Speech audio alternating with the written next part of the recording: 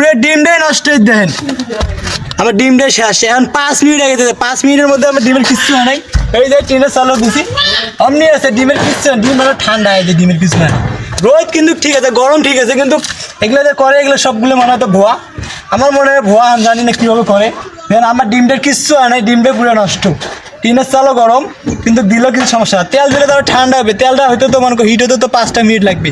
ওরা তেল দেওয়ার সাথে ডিম ভাজে, এদিকে তেল দেয় এদিকে ডিম ঢালি দেয়, তাহলে বোঝেন হয়তো মনে হতো তেলটা গরম, নাহলে টিনের তলে আগুন দেয়। আমার এটা কিছু নয়, ডাইরেক্ট রিয়েল সব।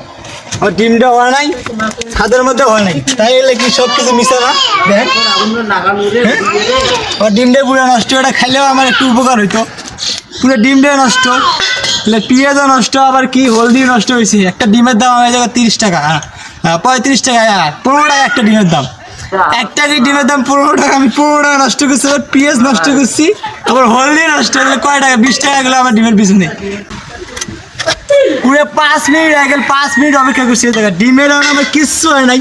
যেমন কাঁচা ডিম দিয়েছি এমন তেমনই আছে, এতে কাঁচা, এতে কাঁচা। এই যে ভিডিওগুলো যে আমি দেখি আমার ডিমটাতে গেল, ডিমের দাবি দিবে কে? হ্যাঁ, ডিম পুরো ডিমটাই আমার নষ্ট দেন, আমি খাইলেও আমার শরীরে একটু উপকার হইতো। সব জায়গায় ভিডিও দেখি সবাই ডিম ভাজে চালের উপরে তেল দিয়ে, আর তেল দেয়, তেল দিলে তো তেলটা এতে 5 মিনিট লাগবে।